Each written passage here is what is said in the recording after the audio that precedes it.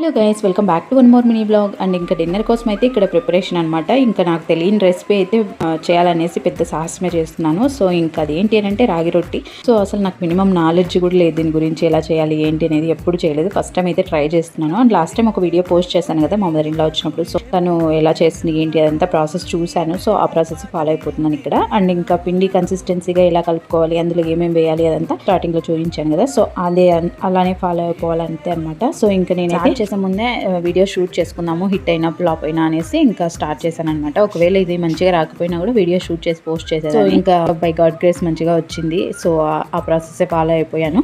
And మనము కూల్గా ఉన్న ప్యాన్కే ఆయిల్ అంటించి దాని మీదే మనం ఇలా రొట్టెలాగా షేప్ చేసుకోవచ్చు. అండ్ లిడ్ పెట్టేసి కాసేపు కుక్ అయిన తర్వాత మళ్ళీ మనము ఆయిల్ అంటించి ఇలా ఫ్లిప్ చేసుకోవడమే అనమాట. సో చాలా సింపుల్ అనిపించింది నాకైతే. మనకి ఏది రాదు అనుకుంటే అలానే రాకుండానే అయిపోతుంది కదా. సో అట్లీస్ట్ ట్రై అయినా చేయాలి, ఏదైనా సరే గివ్ అప్ ఇవ్వకుండా. సో అదైతే బాగా అర్థమవుతుంది.